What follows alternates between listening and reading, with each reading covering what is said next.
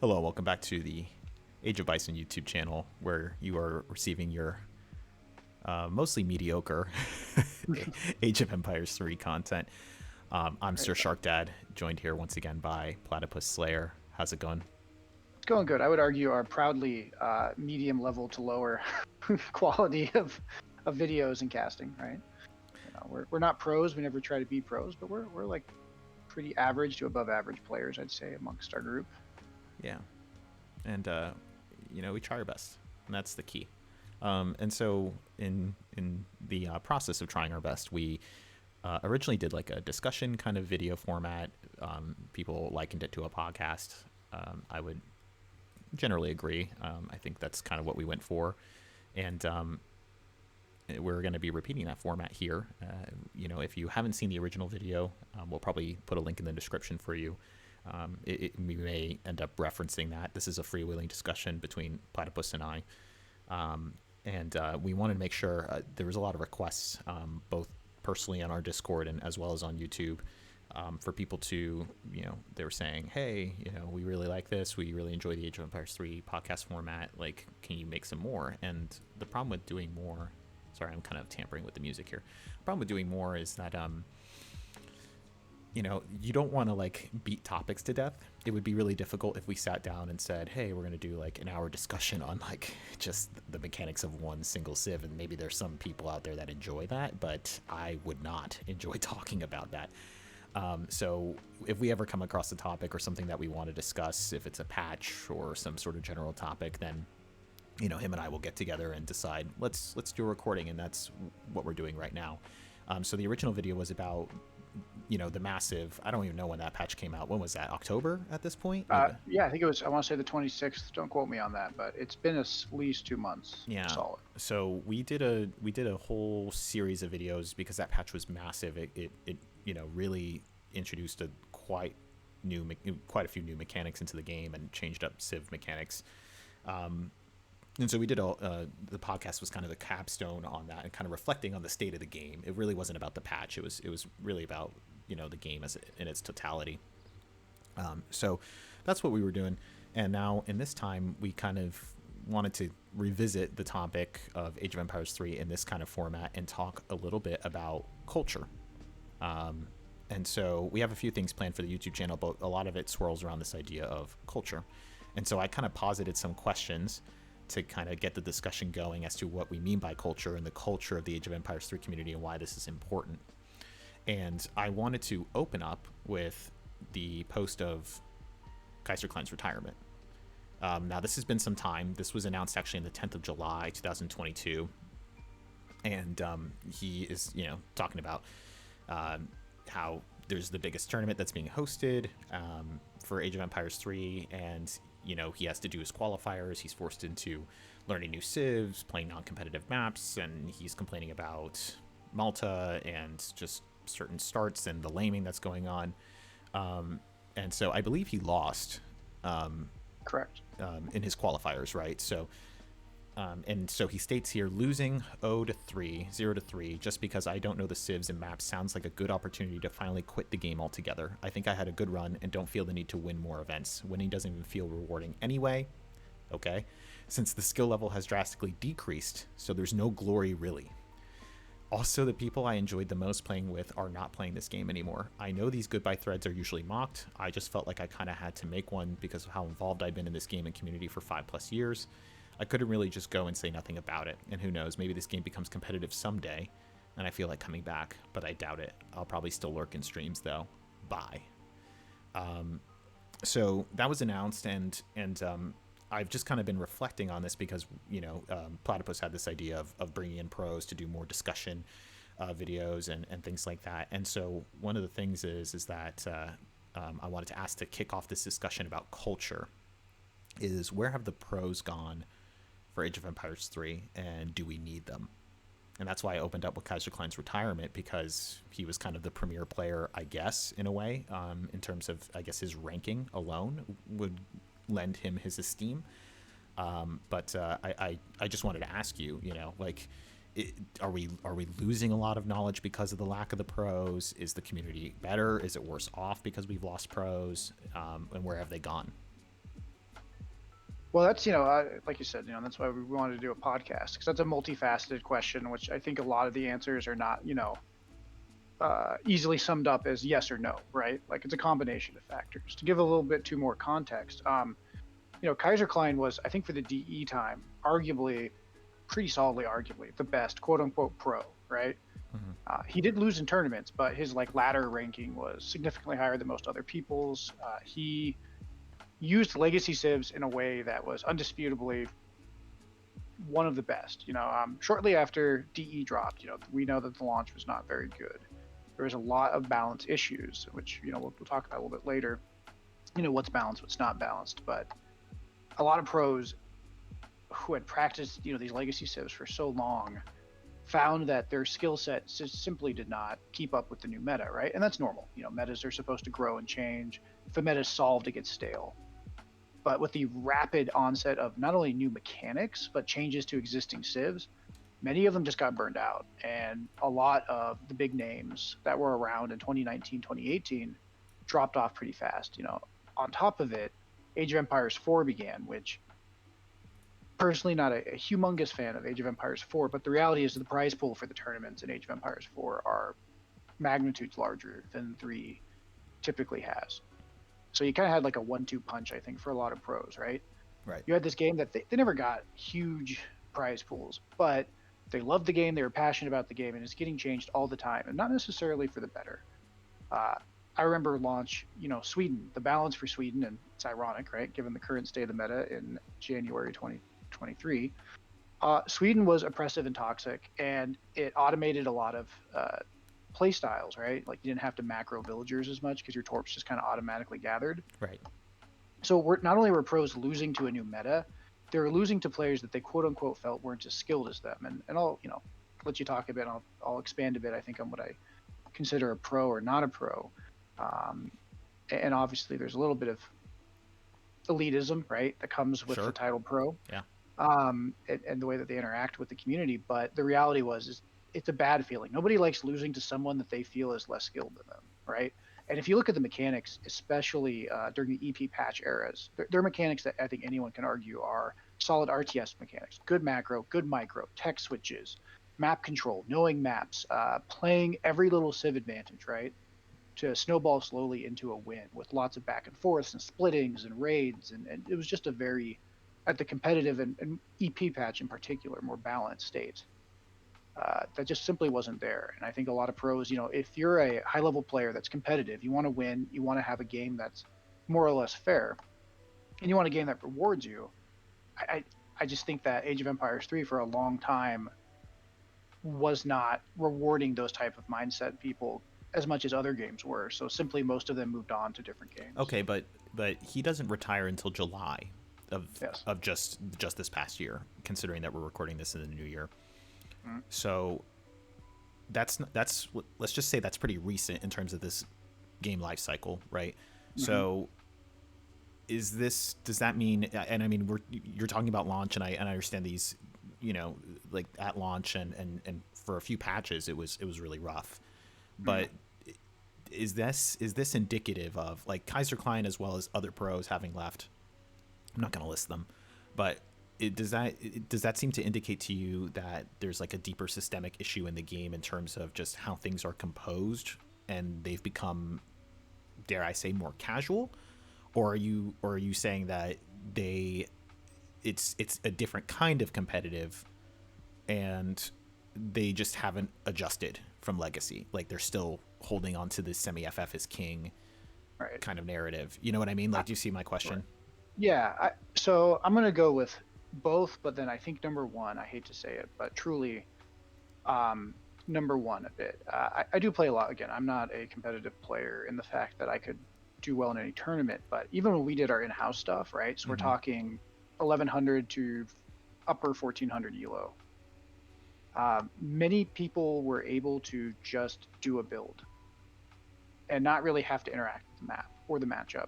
Yeah. And because those units were just simply cost effectively or through raw DPS just stronger, it became less about a kind of a back and forth and that kind of older style of gameplay than just, can you stop my build? Because if my win conditions hit, I win. And of course, win conditions are part of any game. Even older civs, like, if you let Germany get its power spike and abuse its power spike in H3, you're going to lose, most likely. But Germany still had to play the matchup. It still had to think about the units that it made. It still had to think about, do I ship, 3 settler wagon first, or do I ship 700 wood first?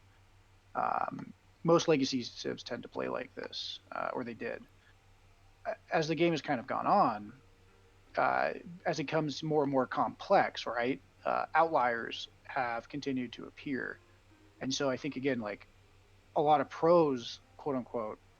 I think Kaiserklein is one of the last ones because he so dedicated to the game, he wanted to kind of fix a lot of things, but that old skill set, it doesn't transfer very well, right? Like, if you look at a lot of the newer players, they tend to be ones who find a build that's really difficult to scout or really difficult to stop, and they just kind of beeline through it. Yeah. And it is a skill set. I don't want to sound like dismissive, because I think a lot of quote unquote pros are so dismissive of these newer core of players that, like, can come up with just incredible plays, right?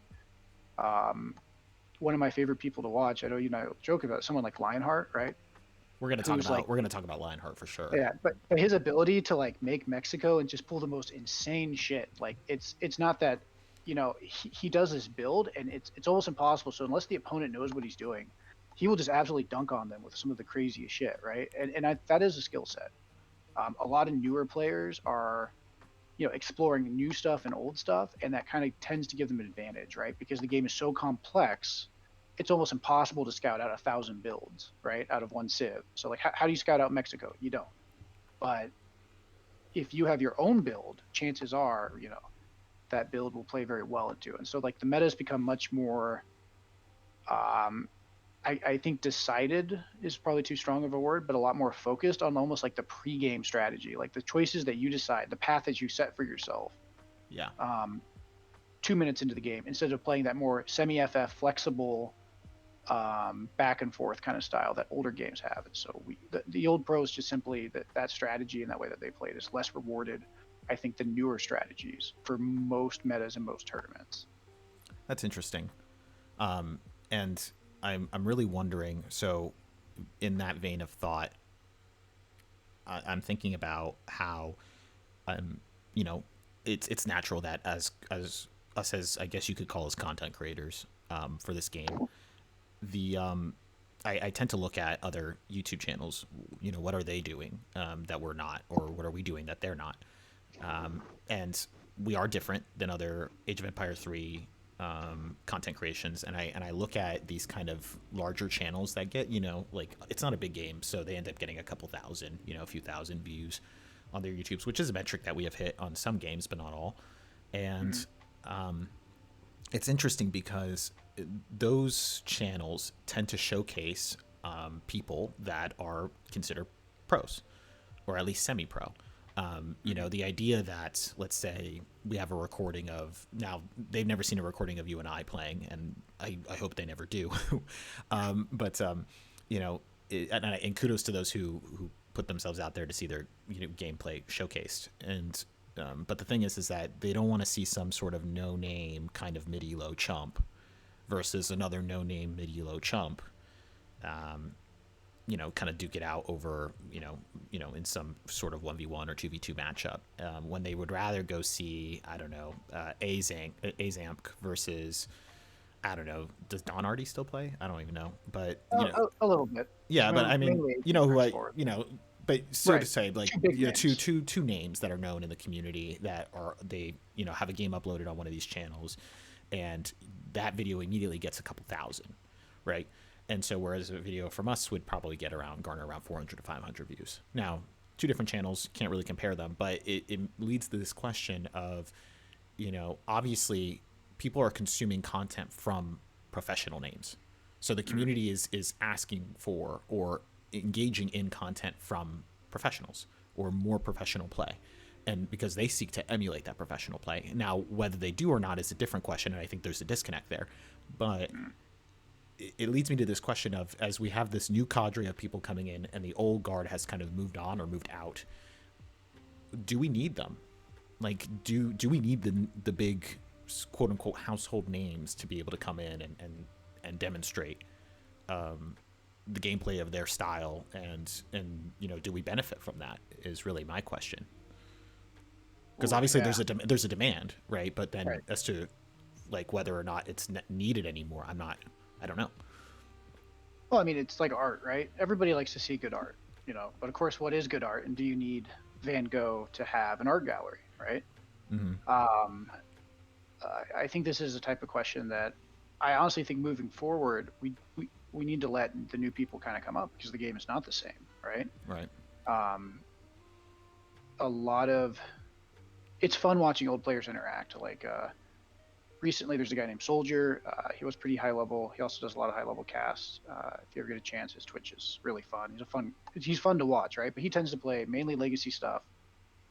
Watching him come back and watching somebody try to translate their old skill set into the new skill set, right?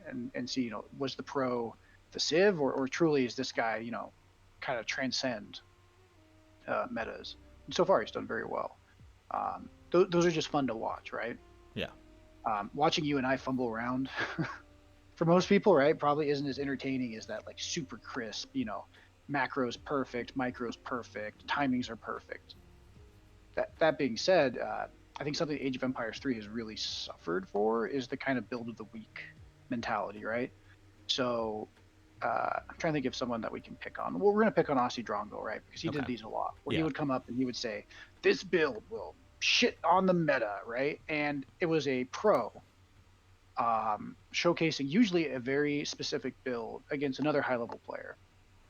What was often missing was the huge amount of context that pro decided, right, before they implemented the build. And then so the ladder then would just be filled with the one build. And players would emulate it. And let's say the build was really good. Well, instead of other players like on their own kind of looking to figure out how to counter those builds, right, they would just complain about it. This build's stupid, it's broken, everyone's using it, clearly it needs a nerf. Or people would use a very niche build, think it's the quote unquote Civ meta, get crumped by it, and then complain about every other Civ, right? Yes. Like, I feel like China is often complained about, and deservedly so, but China, I call it the no fun allowed Civ, because like it just crumps this type of shit so hard, especially like passive, turtley, revolty kind of stuff. And so many people will bitch about China, but when you start like listening to them talk, instead of like what I feel are the more legitimate concerns about China, like its amazing shipments with no downside, and its fact that its blockhouse makes it impossible to rush, they're bitching because they sat in a corner and turtled for 20 minutes, and China just shat on them with 20 different unit types, right? In an Age 3 push, because they were trying to do the revolt that a pro did, right? Which is like, well, this isn't the meta. You shouldn't be playing the Civ, botting the build every single time. But again, that's the mentality, and it's often rewarded, because every now and then a build will come out that you can just pilot into anything. Ethiopia over the summer had that rush where like it just didn't matter. Like you just had way too much Gaskenia and way too much dervishes, and you just overwhelmed. So people get again into that kind of bot a build, and I say that a bit derisively. I should probably say a little bit more like people get locked into, I'm going to do this one build and I'm just going to run the ladder with it to death, and that's the only viewpoint I have for this Civ. I'm not going to try to be flexible with the Civ. I'm not going to try to understand the matchups and look at my deck and see where I could adjust. I'm just going to do this build, and this is the meta.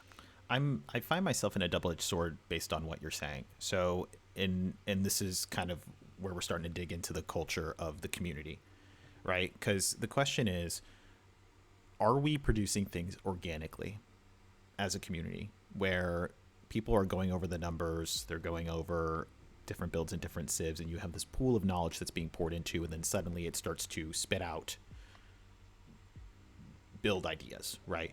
And even the idea of like a build order is kind of like, in a way, speaks more to the systemic issue of this RTS, specifically what you're talking about before, of like, well, you can have a build order in a very general sense, but a really good RTS would not be do step 1 through 5 and then equal a victory, right? So it's somewhere in between where we're at is probably the happy mean that we're looking for.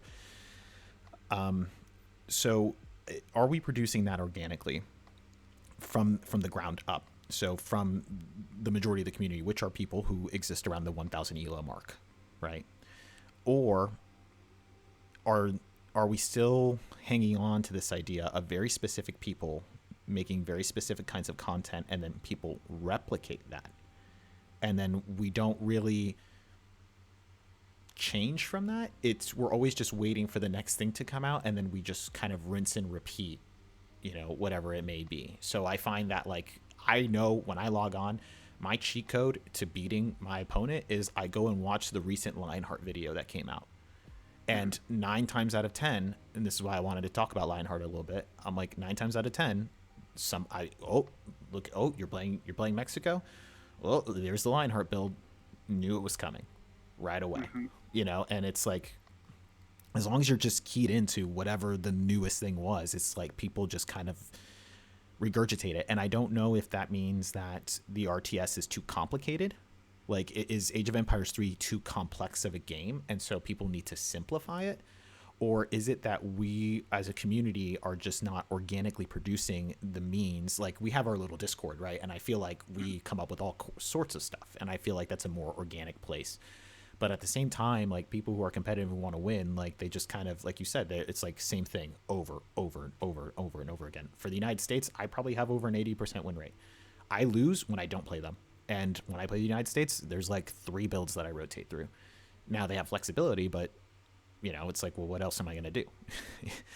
So, like, just speaking honestly.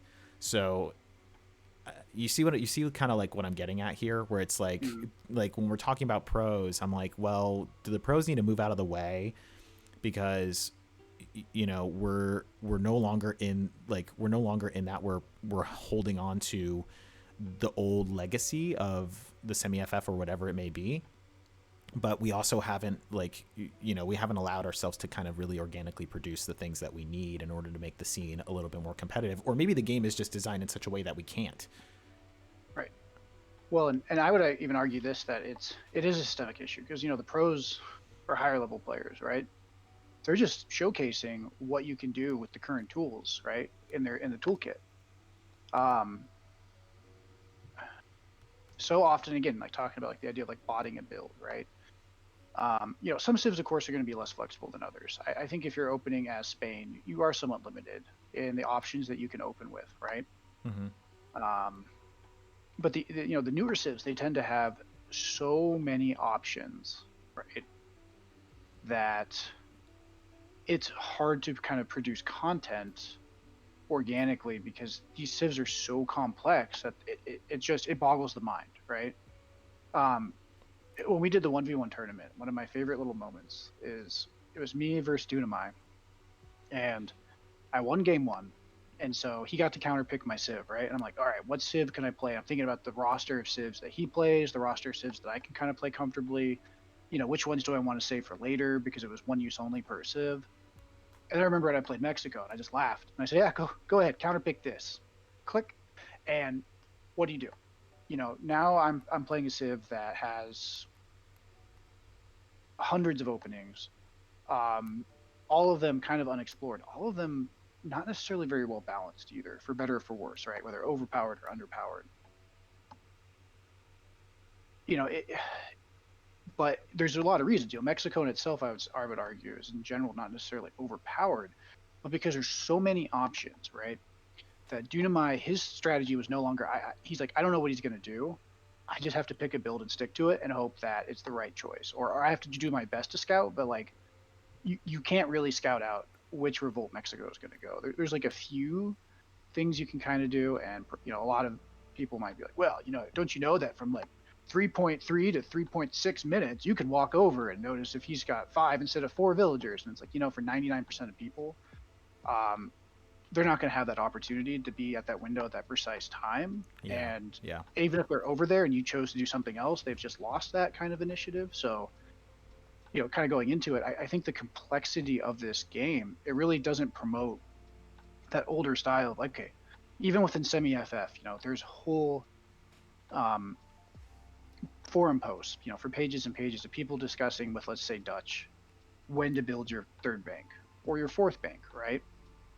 A lot of the newer civs, because they're so complex, you can just kind of get away with doing what you want. And then so these other civs are kind of forced to follow suit, right? And then so it becomes less rewarding to try to figure out, how do I open into 1,000 civs or 1,000 openings, right? for every single scenario, it becomes far more incentivized, especially if you just want to climb elo fast, is to find the most uncountered or most easily implemented build that gives you elo and just slam that thing into the ladder over and over and over and over. So you don't even have to worry about the counter system. You don't learn how to play your civ, you learn how to play a build. And, Right. Right. and if you're a pro and you want content and you're trying to make content, like what's going to get the most views, right? Right. Is the next build, the next thing. So I mean, they're just, I'm a behaviorist, so of course I'm big into like environmental influences on people, Mm-hmm. but I think you're really this is demonstrating that, right? The devs give us the toolkit.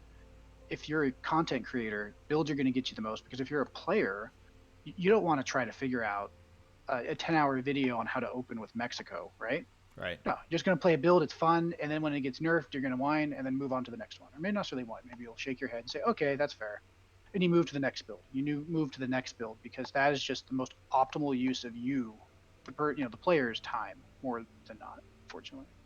Right. We don't have the time to kind of figure it out. Right. So you watch a Twitch stream, and then they're doing this, they're doing that. Okay. Well, then I just replicate, because you just won. And I think Ozzy Drongo was like, when you brought him up, I'm like, I think about it and I reflect on it. I'm like, yeah, that kind of was the beginning of things being kind of, and I don't know if it's DE or Ozzy or vice versa, but in terms of who came first, but the idea of, the most popular thing for me to do and the easiest thing for me to do is to just kind of come up with something, right? And then just hand it down, and then people will watch it, engage with it, and then start to replicate it. And I don't know exactly what to do about that, because like we said, there is an element of the game where it's like, you can't avoid people picking Right. whatever, or whatever card order they want to pick, and like what would be the benefits of those cards. Like, so it's kind of hard to escape from this. But at the same time, I wonder if you know if we didn't have just a specific cadre of players that were disseminating content out, and then a culture and a community that exists in which, why would I listen to whatever Sir Shark Dad has, all the builds that he has posted on that Discord, when I could just, I just watch this video and done. Like, Right. Obviously that's optimized. And then we're not even talking about matchup specific components, right? Map specific components. We're not talking about, obviously the micro and the APM of the person that you're watching is far greater than your own. So exactly how much can you even really pull off when it comes to their builds and things like that? And so you run into these people on the ladder that are just doing the same thing over and over and over and over and over again. And they're saying like, I don't care. I'm going to coin flip this. I'm going to coin flip this. I'm going to, I've last time I was on, which was a few weeks ago, because I don't play this game much anymore until the next patch. I'm just, Mexico, he's doing the turtle FI. Okay, great. So then I won the first time. I get matched again. He wins the second time, doing the same exact thing, matched again. I win again, back and forth, 4 times, right? And it's like, oh my goodness. You pick this up from a Lionheart video, and you're just doing the same thing over and over again. And I'm wondering, like, would it be any different? Like, if it wasn't the system that we have now, where people are like, this is what they say, and so that's what I'm going to do. I know, I totally agree with you. And it's one of the, I think, why people get so frustrated with other people in the, we have a smaller community, right? We have a smaller player base. So of course, any sort of extraneous or specific person, right, or cultural trend is going to be that much more apparent and affect us that much more, right? Often when I play, there may only be 20 people playing ranked, or 20 matches, so 40 people playing ranked, right? If 5 of those people are just bots, that's 25%. Yeah. If half those people are just botting a build, right? That means Yeah. half of my games is, I'm against so and so. They always do X, and I do watch a lot of games. I as well have not been playing as much because of the state of the balance, I believe. Just gives me too much heartburn. But I play a lot of in-house, and I like to watch games. And anyone that's had me in the chat knows, it's so and so. Yeah, they do this. All right. Yeah.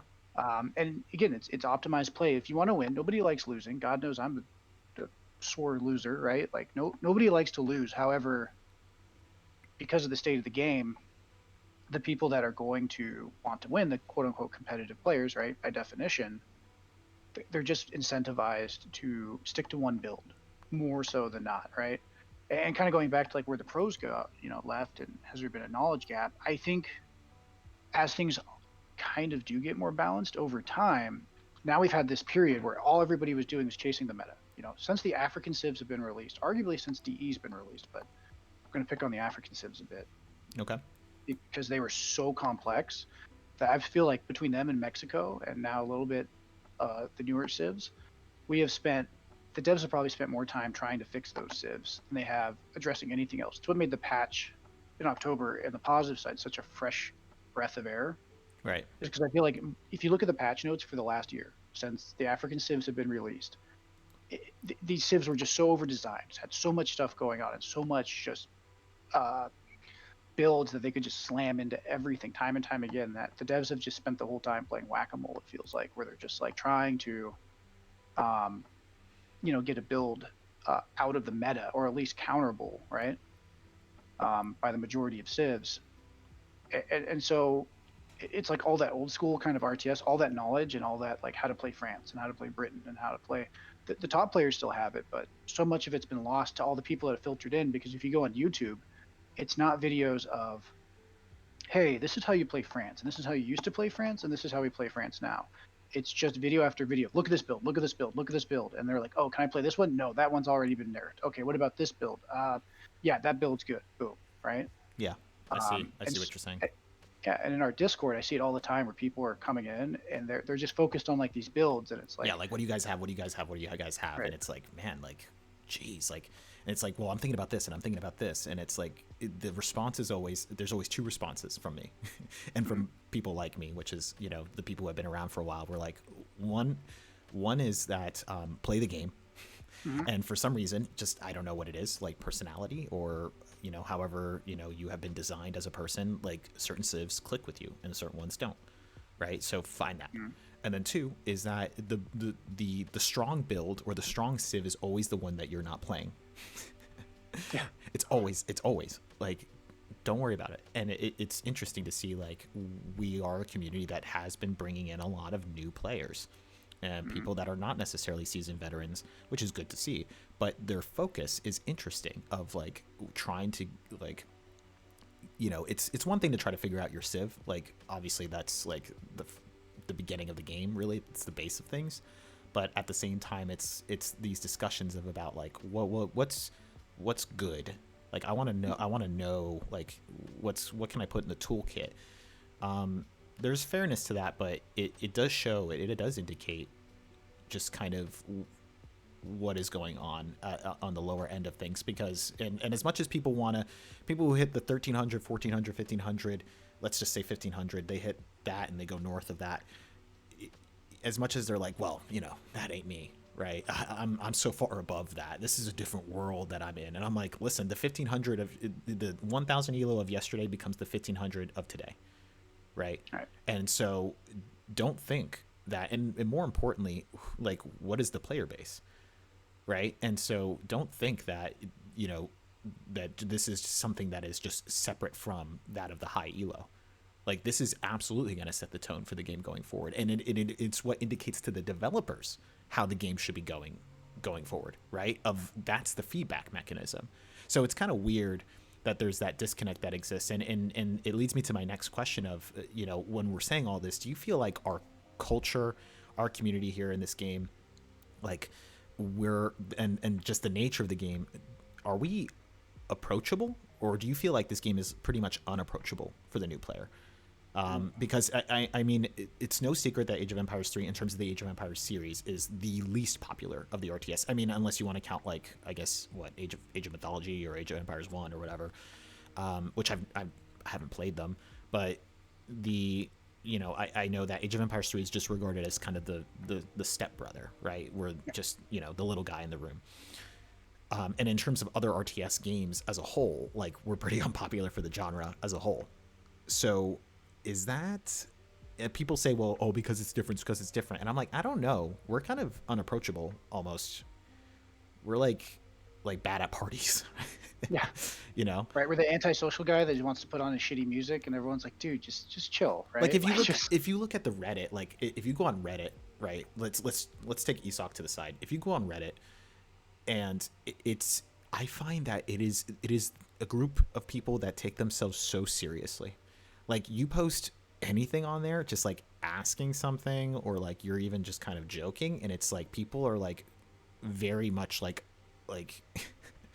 they take like everything is like a super serious answer, and they're like, you know, well, what about the historical accuracy of this, huh? Like, or what about the, you know, I'm like, whoa, you know, there's no levity whatsoever, right. you know, and even in the interactions in the multiplayer, I mean, like, I wouldn't say anybody's toxic, but like, there's no like, there's no niceness to be had. And I was just wondering what you thought about like the approachability of the game, both from a culture standpoint, but as well as like a mechanics standpoint. Well, I think it's something that, you know, again, kind of one of my things is like, and we talked about a little bit. I'd like to at some point bring in a lot of these kind of old pros and do like really extensive Civ overviews, right? Sure. It's a hard game to get into. Like even in Legacy, it took so much more time. Like I played Age of Empires 2 for most of my life. Um, the accessibility of Age of Empires 2 is miles above. I mean, you know, less system requirements. Civs are a lot less asymmetric, right? So it's easier to get it, you know, into ones. Balance. There's been moments, don't get me wrong, in 2 where the balance was really rough, but in general, across all the civs, balance is you know better, which it's easier to do, right? You know, again, the devs have quite the Herculean task with 22 asymmetric civs, but on top of that, the community of 2, one thing I think they do really well, if I could do one call of action, I think between the upper and the lower level players, and I've been seeing this. I've actually seen, you know, higher level players interact with lower level players a lot more in like the last 6 months. But you know, at one point there was a specific kind of rush that was going on in Age of Empires 2, and I remember watching the streams of some of the pro players, Viper, Tato, and Hera, and I think it was Viper, of course. He was always kind of a gentleman of a guy. He once said, you know, if a build is toxic for 99% of people, because basically it wasn't a problem at the highest level. It was a problem from like 1800 and below elo at Age of Empires 2. And people were like, yeah, it's a skill issue and blah, blah, blah, blah. And he was like, you know what? I'm not going to, no. And he shut it down. He says, that's not okay. He's like, we make up 1% of the player base. You know, we do bring in a lot of like the esport part and the pros, but he's like, if 1% of people enjoy something and 99% don't, that's a problem. Yeah. You know, whereas I feel like in 3, often players will be very dismissive of lower elo players. They'll call them shitters, you know, and some of it's like kind of the banter and kind of, you know, the humor of it, but you know, they will, you know, oh, it's a skill issue. Oh, you're just bad. Oh, if you're good, you can deal with this, right? Mm-hmm. And sometimes that's true. You know, there should be some things that are kind of skill gatekeeping. You don't want the game to be 100% casual, right? And have everybody have, you know, no consequences for their less than optimized builds. But then you also have to recognize, you know, certain things were really rough. You know, the rush meta, quote unquote, right? Mm-hmm. For years and years, it was really hard to get people into the game because they would have to spend hundreds of hours just to deal with every single rush in order, you know, to get past that gate. And that discouraged so many people, and it didn't foster much growth. You know, again, our esports scene is very minimal because you have that kind of weird amalgamation of casual, not casual, and that's a whole different topic. I won't get into it too much, but put simply, the welcoming part of this game until recently, it was just a lot of salty old people that would complain that everything is like noobtastic, or new players just botting builds and then trying to, you know, pretend like Sweden gathering more coin than anyone on the planet can is healthy for the game, right? You would have these like weird juxtapositions, and you know, myself as a new player, I didn't really get serious in this game until I finally found a community, the Sunbros community, that was really like, hey, you know what? We don't give a fuck what your elo is. We don't care if your build's wacky or not. Like, you know, we'll all bitch at each other and have our little like tiffs, you know. But at the end of the game, we all just want to have fun and not shit on each other, and not have that experience that so many new players do, where you come in, you finally create a build. You're like, hey, what's this? And everyone's like, it's trash. It's stupid. It's bad. You shouldn't do that. Or, oh, who are you? What's your elo? You know, like, Oh like if yeah. you're Oh my God. Yeah. If I can complain about one thing, it's like it's the idea that, you know, like for me right now, sitting at a happy 1200, you know, after tanking a bit, like, and then climbing back up. People, if people ask, right, they always ask. It's like, what elo is this, or what elo? And I'm like, what it elo is such a terrible indicator of skill. And this is not somebody being like, oh, like I'm way better than my elo remarks. No, it's not. It has nothing to do with that. But like the fact that I'm sitting at a 54 or 55% win rate in 1v1, and I have a 1200 elo, it should tell you a little something, right? Like that's kind of like, and also we don't have win rates broken down by civ too. That would be interesting to have. But Exactly. I feel like win rate is a much better indicator, and the idea that you're asking about elo, and I mean that just kind of ruins things, and it just once again just adds to the sweat of the game, in which opinions are to be accepted or dismissed based on the number next to your name, which is kind of crazy to me, right? To your point of like, there's not a lot of casualness, and there's not an importance to like understanding that, hey, like what the 900 elo or even 800 elo player is experiencing also has validity to it. Because in their case, like in terms of talking about the approachability of the game, is that the game is actually very much unapproachable, and you're not going to get new players into the pool who are going to develop and be better and become 1500 later on and then improve that space, right? Because what's happening is that the utter complexity of the game, just because you understand it doesn't mean that somebody else does. And so that's why they're looking for a single build, because they like, if you show up and then all of a sudden, like, we make the joke, it's like, oh, I have no idea what this unit does. That's a bad thing. It's not a haha funny meme that like you have these units that show up and you're like, I have no idea what that is. That's not good. That's not good. Like it's a bad thing that you don't know what certain techs are, and you don't know what the stats of 1, 2, or 3 things are, because there's so much to learn. It's not a part-time job to play a game. And it's really frustrating that like we're like, well, why how do we grow the player base, like this, that, and the other? And it's like, man, because people, there are probably a lot of people out there that look at our content of this mid-elo content and they're like, well, I'm not watching that, or like you guys are kind of misleading, or whatever it may be. And then on top of that, like there's 2 different worlds in terms of the elo division, and it's not good. It's not good, and people are not acknowledging that like the game is pretty complex for an RTS, and and the culture itself does not lend to approachability. Now, granted, there are plenty of people, our Discord, trying to be helpful, put yourself out there, but at the same time, like I don't think we're really understanding the frustration. It would be like, can we imagine, like, can you put yourself in the shoe of somebody who like bought the game today and try to like pick up a civ? Like, what? Oh my goodness. Like, some civs have, an extra resource to be gathered, or, whatever. Like some civs, like, okay, well, this one, doesn't really use their villagers to gather. Okay, that's different. And this one is like, and it's like, well, it's so upside down. And, obviously the devs have their work cut out for them, but, then you have this community that's demanding another civ, another 2, 3 civs on top of it. And well, I'm like, oh. Well, yeah, we don't have time, but for that crowd. But something I kind of want to touch base on about this too. Like, okay, so we know the game's not super approachable, right? But you can still have rules, right?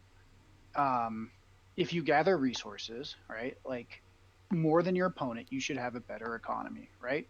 Yeah, but that's, if you yeah, use but the, well, we'll get into that, right? yeah. But hear me out, because this is where I think is something, because I don't want to just say, okay, here, we've identified kind of what's going on, I think, from the higher to the lower levels, right? Complaints about the bot build at the higher level, how a lot of their skill sets not transferring. They feel like it's more quote unquote casual, because a lot of things are more automated, more ecos or res, or having every unit type available at any time, right? All the way down to the lower ones where you're just like, throw it in this pool, and they're like, oh, I want to play Mexico, and everyone just laughs. What should I do with Mexico? That is a question, right? Yeah. And so I want to illustrate at kind of like the mid levels, and again, you want to talk about growing. So most people, when they lose in a game, if they understand the rules and they fail to play up to those standards, right, they're usually okay. Nobody likes to be crushed to death. Even me, I can be like a salty bastard when I lose, but usually, I'm fine, right? After a couple hours or minutes or whatever. If I play my thing, if I play a boom and I get rushed, that's my own fault. I'll roll my eyes, or whatever. But 9 out of 10 times, I'm like, all right, on to the next game, right? Yep. Because I failed to be good at the game. The last game I played that I almost blew the top in, it was against two great people, right? It was me and McCleaves versus Madonna and Carrie. Carrie's like, hey, I want to try out this build. And we're like, okay, just do you. It was Mexico. Now, a common rule of the game is if you revolt, it's supposed to be all in, right? I was playing as France, so I'm new. I don't really know how to play as well with France, right? So I was kind of saying that too, like, hey, I'm going to try out France. So I don't know how to pivot yet. I don't know how to do all these things. So what does Mexico do is it revolts to Baja, which is already breaking a rule, right? Because revolts are supposed to be age 4. Yeah. 2, it starts to ship a factory and it starts to take the trade line to get an economy, which goes against another rule of revolts, right? Which is revolts aren't supposed to have an eco. Mm-hmm. But Baja was considered the all-in revolt, right? Yeah. So we rush it. And for once, even though my micro is not very good, I had really crisp micro. I won every engagement. I had my huss all over the place, right? We did all these things, and then it revolts back to Mexico into H4. And it's so you just broke another 5 rules of the game. You skipped an age, you unrevolted, now you have an economy back, and then you start shipping shipments that are shadow tech, like the Lancer shipment, and it's just what the fuck, right? All the joy that I had, because it's like when you see a movie and there's too many twists, like a really bad M. Night Shyamalan film, not the good ones, but the really bad ones where they just keep throwing shit onto you, and you're just like, you know what I mean? You hit a point, and that was the last serious team game that I had, and I was just like, I don't want to play this. This isn't fun. I'm trying to play by the rules. You're not playing by the rules. There's so many moments like that. There's so many current revolts. You had the African civs that could just sell cows and boom, have a better eco than you and rush you and have more units. Which has mostly been tempered. You had the FI revolt meta for a long time, right? Where Ottoman, which is a civ that's not supposed to be able to really do certain things, was able to get away with it. And that makes people not want to play. And if you're 900 elo, you're not going to know everything, but I can imagine as a new player, nothing is more discouraging when you thought you knew the rule set and you get blindsided, not just once or twice, but game after game after game. That's a really good point. I never thought of it that way, but it is interesting, this idea that maybe there needs to be a short list of the unbreakable rules in terms of the design of the game, this kind of steel spine, as it were, and then you can play with anything else.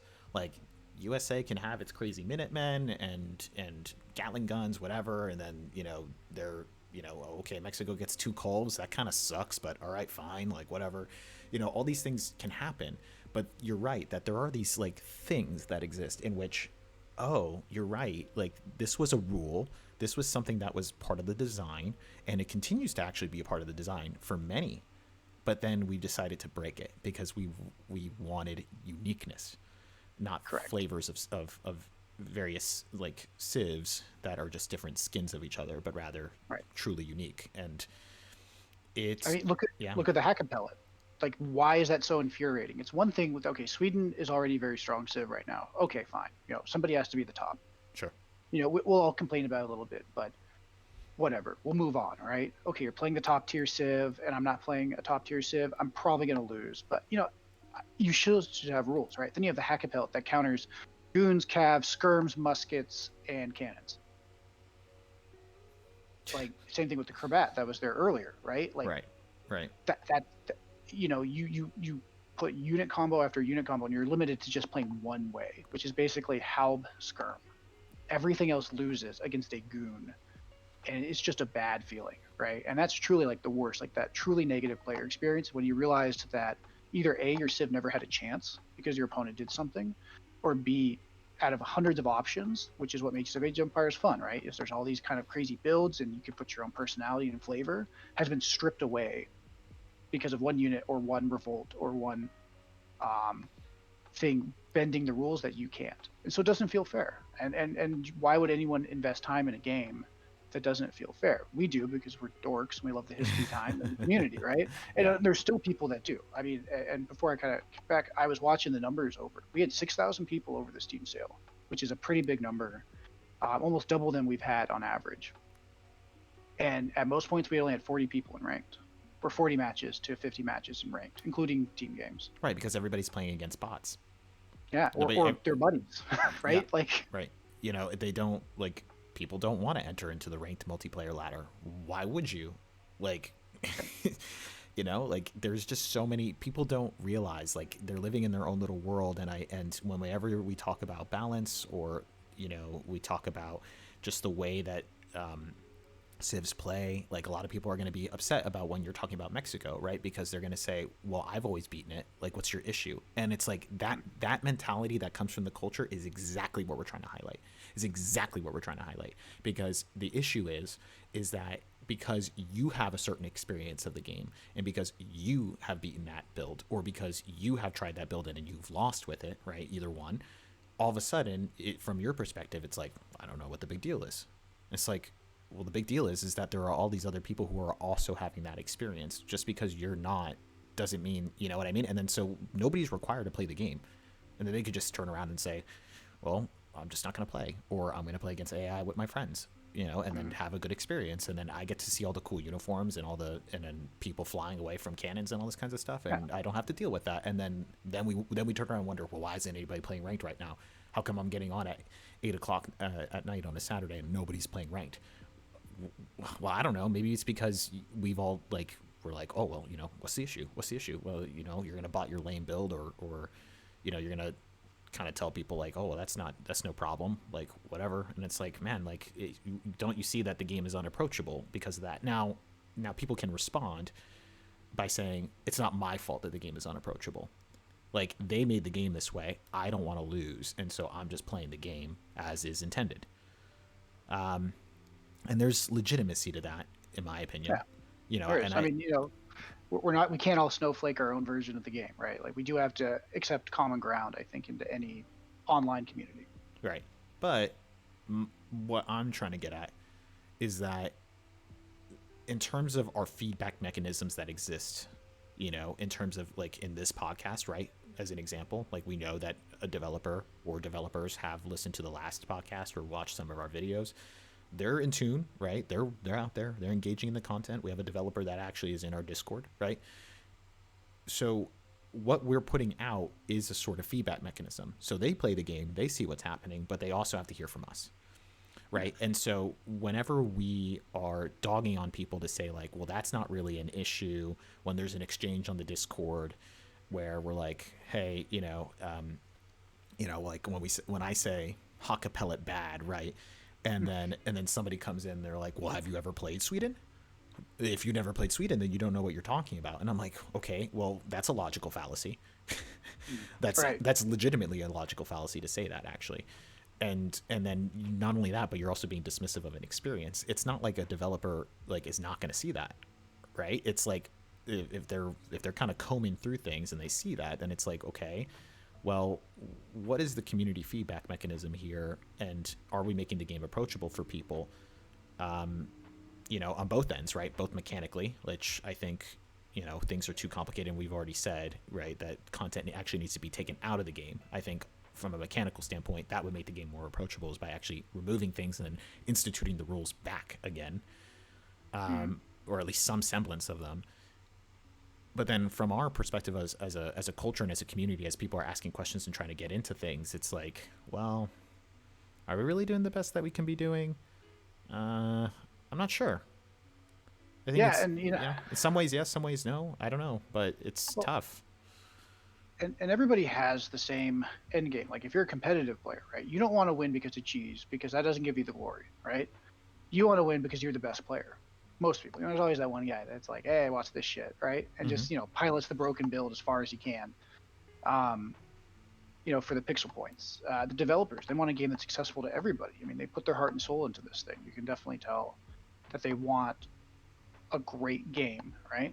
Sure. For player base, most of us, we just want to have fun. You know, super subjective term. There's the infamous V post from back in the day, like, you know, fun isn't fun or some shit like that.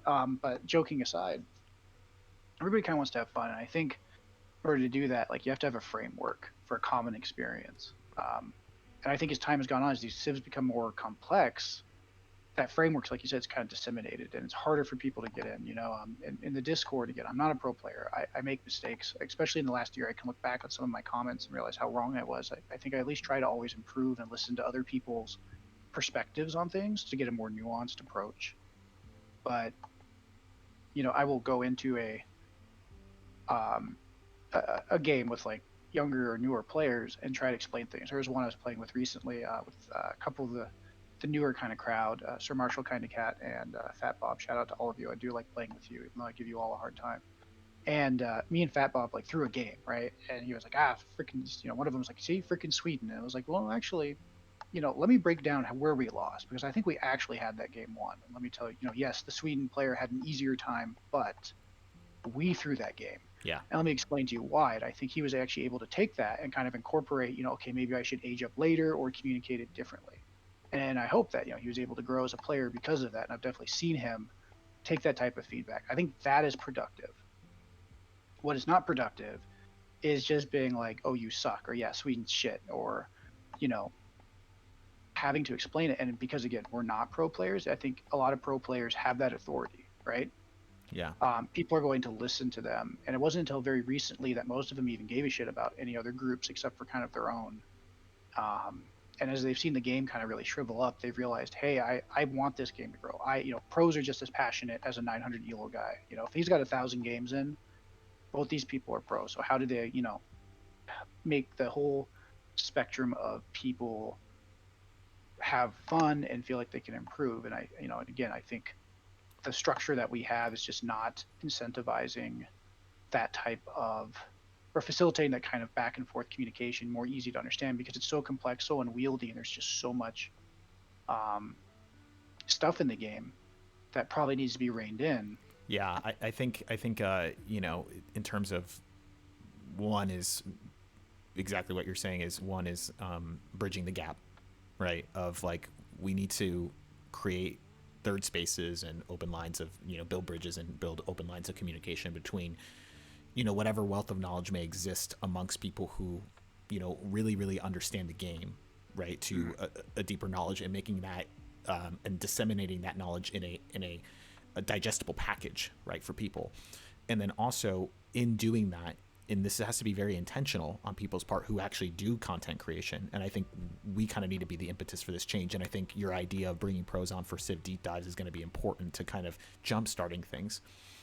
Because the second part is that the culture needs to start making content and start encouraging content that looks at, hey, instead of asking for a patch, let's just kind of be the change. Like, and we talked about this in the last video, like, let's just be the change internally. Okay, you're struggling with X, Y, and Z. Well, let's look at matchups. Like, let's look at maybe other civs that you can pick up. Maybe that would help your slump. Instead of us asking for a patch every single time, which, you and I are currently guilty of, right? Because we are, we're kind of taking a hiatus because we've just been frustrated with just the way things are right now. And, so you can criticize me for that one. But I think that, if we can start to develop internal strategies for whatever you're facing up against, and it's like, well, what can you do?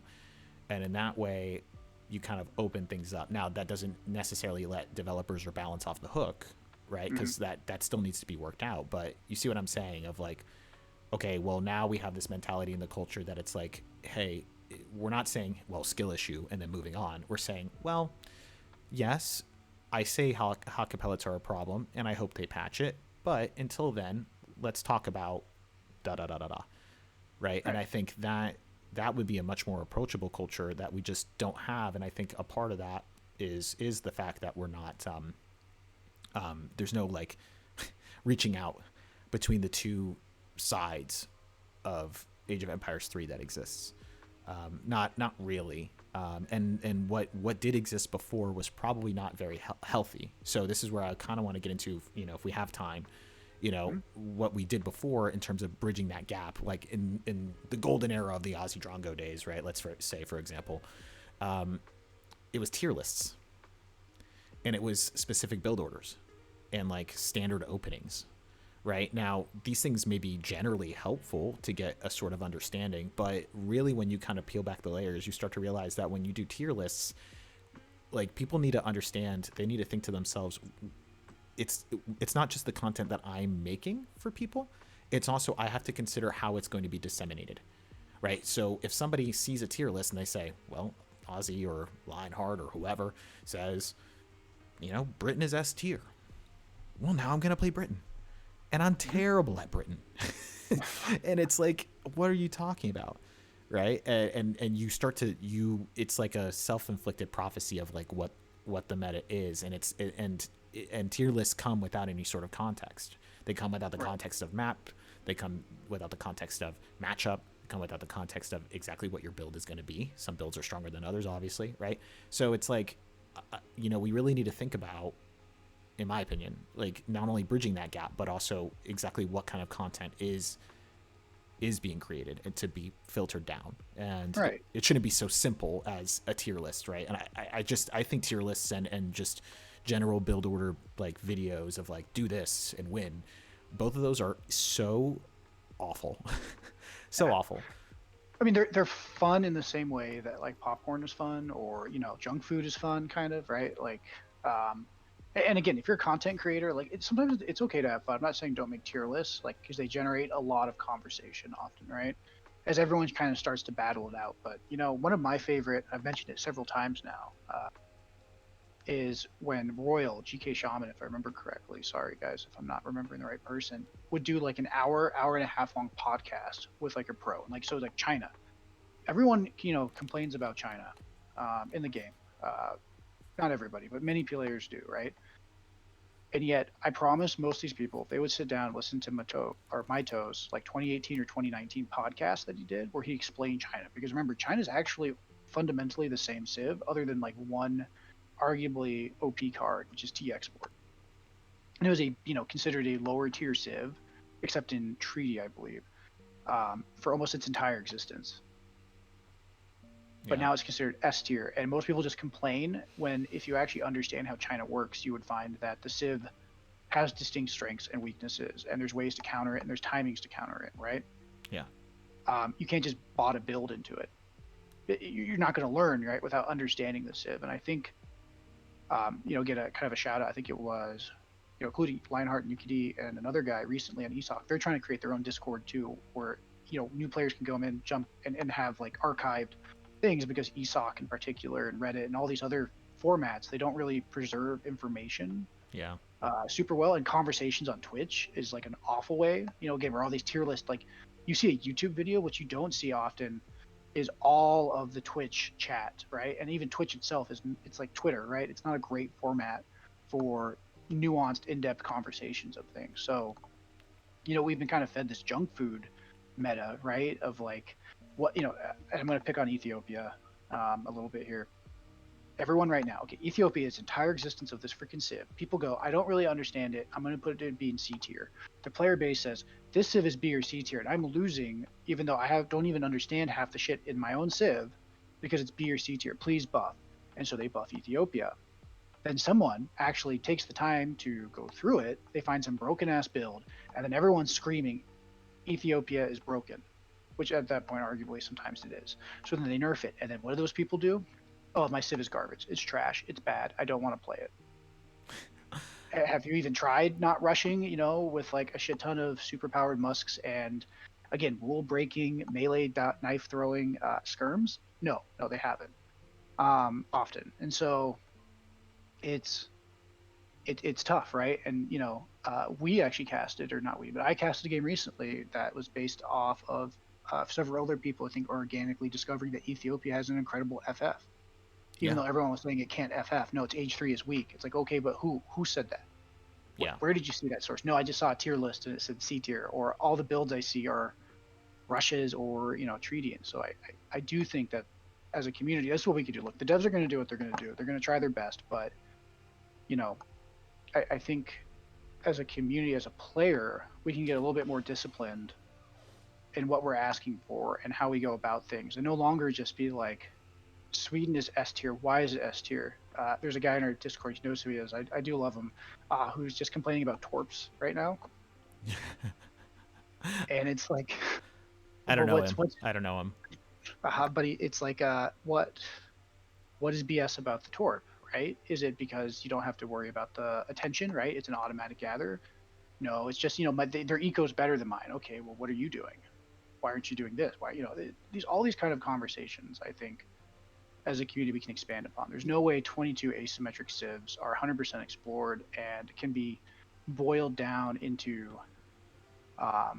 this civ is just S tier, or this civ is just bad, or this Yeah. civ just does that. Yeah, and you can say that two things are true at once, right? So you can say, Mm-hmm. we keep talking about Sweden. I'm just going to keep going with that example. You can say, like, hey, it's not fair that an auto gathering torp is going to be better than me actually making villagers.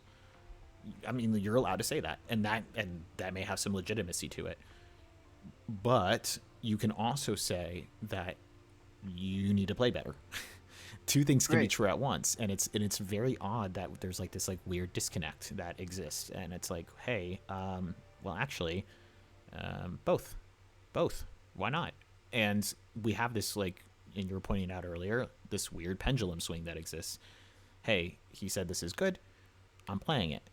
Oh well, it got nerfed, and now it's just bad, and I drop it and I move on to the next thing, and it's like back and forth, back and forth, back and forth, and so this kind of, you keep talking, I think you keep saying whack-a-mole, like whack-a-mole with Yeah. the patches, right? And it's like, well, I don't know who started that first. Like, is it the developers just reacting to things and it's really our fault, or are we just kind of doing as we should be doing because they can look at the data and they know what's going on, in the rank scene, and so they're saying, hey, you know what, we're gonna, this is what we're gonna be doing preemptively or whatever, and we're just responding to it. I'm not sure, but that kind of pendulum swinging back and forth is definitely not the way that we want to be playing the game, because then it just kind of reminds me of a far worse game, which is League of Legends, right? Where, Everyone's favorite healthy game where you go yeah, for mental health and yeah, I for mean, relaxation. just awful, just awful. And I think about how, that, I mean, they've just come to the point now where they've just accepted the idea that, well, every season will be a new meta, and we're gonna patch, and we're gonna rebalance things based on a new meta. So that way now new champions will be that much stronger than other champions. And I don't want us to approach that point Right. in which all of a sudden we're like, okay, well, it's this person's turn to be at the top, and everybody else wait your turn. It's like, no. And I don't know if we'll ever reach a point where things will be okay. I think this is going to be a pretty, like, I don't know what a balanced state would look like for a game such as this. Right. But we can do better, I think. And also, I definitely think that a new Civ being introduced in a time like this anytime soon would just be an awful, awful thing to see happen. I don't care how many people are begging for Korea or Persia or, whatever it is. I think that, no, just no. I mean, again, I get that a lot of people play single player. That's fine. Your voice matters too. I think it's like a house of cards, right? We had issues all the way from Legacy. I mean, when DE started, beyond the issues it had, a lot of what they did was import a lot of the community balance changes that happened not overnight, but it happened over 5 or more years, on the EP patch and other different patches. DE's been out for what, 2 years? 3 years? 3 years, right? Yeah, 2020. So well, getting close, 2.5 yeah, years, yeah, right? too. Mm-hmm. And we've had, just like you said, all sorts of chaos come in, and some of that's to be expected. And some people, it can be fun. When that last patch came out, I think we all had a good solid month of just experimenting with stuff. Some stuff you could look at as kind of objectively dumb, with like the USA 9 Highlander rush at 6:30, where you're just like, all right, come the hell on. Like, let's just not do this, right? And I'll to kind of get back to something productive, and not just so it's complaining. I think one thing we also have to do as players, and I'm not perfect at this, I'm trying to improve, but I think you have to kind of figure out, okay, did I lose because, not conflating balance with lame. That Mexico thing I talked about earlier, was that incredibly lame? Fuck yes, it was fucking lame. But was it balanced? Yeah. I could have done things. I could look back and reflect, and we definitely had openings. So I think that's the first thing. There's so much kind of gimmicks and rule breaking stuff that is just negative. Yeah. experiences, and these have to be addressed, but we have to first kind of pull them apart, right? Is China. One of the biggest complaints about China isn't that the Civ is necessarily unbeatable. It's that they feel like the macro and the micro required to play China is a lot less. That's why a lot of pros shit on China, because they're like, all you have to do is drag box, and it's kind of true. Um, and that's a negative thing. So, any balances to China, you don't have to strip the Civ into nothingness, right? Inca, look at Inca. When Inca got nerfed from the ground, they were always kind of weak to cannons, but they had this fort mechanic that was just so freaking infuriating, right? The clown car fort that would hop in and out. Still kind of is. Um, it still is right now, but they stripped so much out of that Civ to keep that propped up, right? Mm-hmm. And then when they finally nerfed it, Inca was left with so little. So I think, Right. instead of screaming, "Oh, Inca is unbalanced," the better thing would be like, let me tell you why it's lame. And a lot of people did. Again, I'm not trying every thing I talk about today. If anyone's in the comment, please, before you flame me, it's a generalization 99% of the time, right? I'm not saying nobody or everybody. I'm saying most people Yeah. um, considered Inca Esther, even though it didn't win a lot of tournaments. It was just such a frustrating way to play against.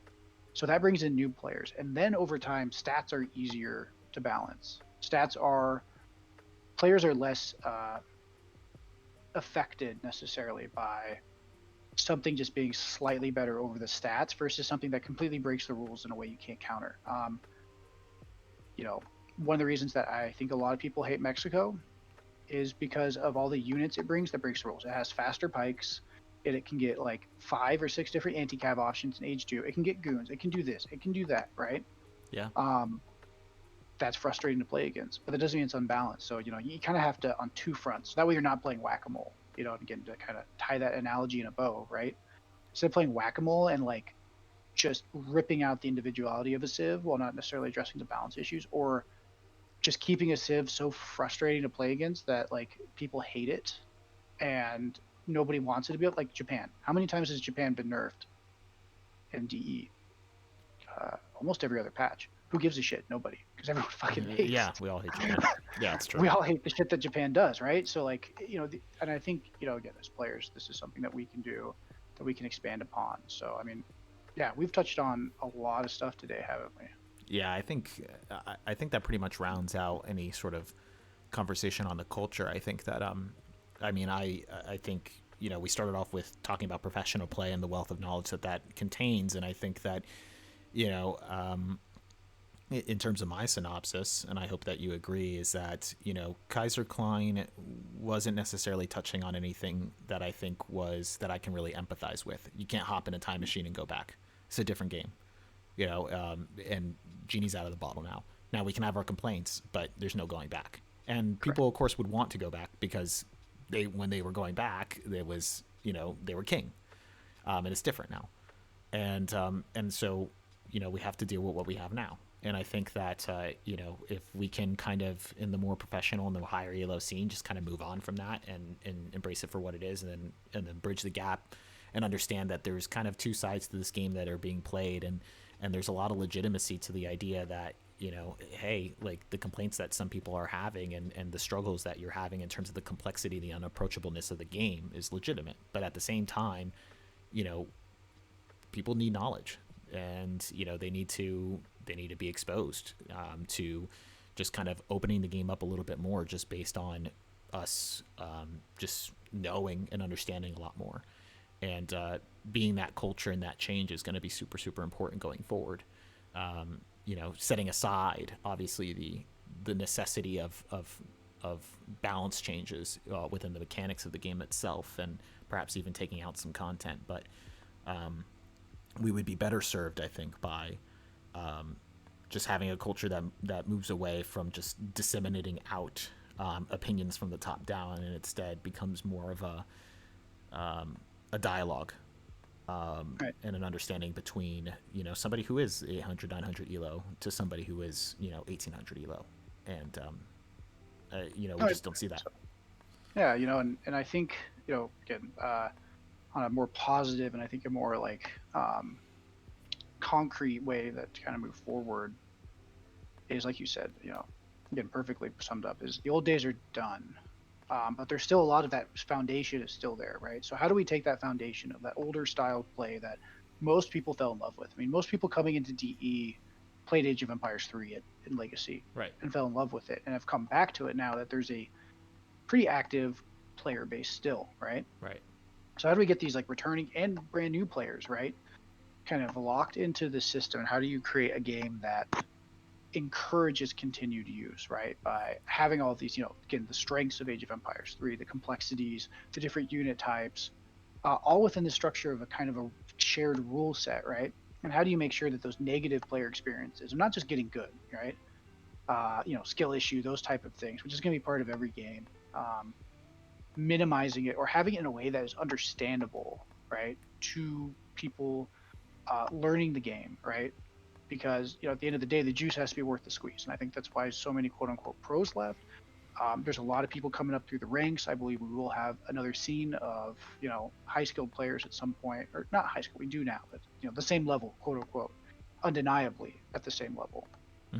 Um, but as new content's added, right, there's going to be a lot of growing pains, and this is just something that we can, as a player base, anyone that's interested in this kind of online scene,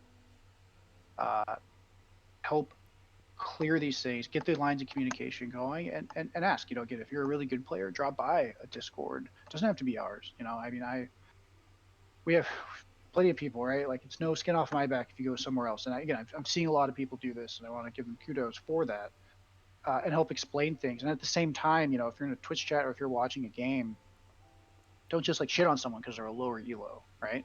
Yeah. I think that kind of toxic mentality kills so much growth faster. And then if you're a lower level player, try to do the challenging and understand that you can't just bot builds into everything. I know that is rewarded more often than not in this current system. But if you really want to get to the next level, if you're tired of your build being nerfed, learn the freaking Civ. Yep. That's the flippant answer. I think that's would be kind of my quote unquote call to action is and for us, like, as content creators and other people's content creators, start showing stuff and not just like the build and not just hyping stuff up. I know, of course, it gets the numbers and the algorithm and stuff. It's what picks it up, but I would love to see breakdowns more often of builds or crazy things or synopses. Because then I can discern it and then I can filter it out in a comprehensive way that increases the amount of skill and complexity we see in a positive way, instead of being like, this build will fucking punch your grandma in the face and pull her dick and give you 10,000 elo. And it's like the most ridiculous thing, and then it gets nerfed, and then you're on the forum like, I was 1700, now I'm 1300 because these other shitters, and like that's just all that. Let's just get out of that mentality if we can. Yeah, and I mean, even calling on developers, like, I would love to sit down, or we would love to sit down and talk to you and interview you and understand where you guys are coming from and what you would like to see and what you would need from us, right? Like, it goes both ways. Like, in terms of, like, we would love to know, like, where your headspace is at. Like, what do you see as the issue? Like, what are you hoping to, like, where do you want the game to be at? Because then we can respond to that. I would love to, to have this format where we're sitting down with somebody who's on their balance team or whoever. I don't care. Like, even the guy who's just getting the cup of coffee for everybody. Like, what does it matter? Like, let's talk, because they're players too. Like, I want to know. Like, so yeah, I think that would be super important and super healthy. I guess that's our closing remarks there. I don't want to necessarily cut you off.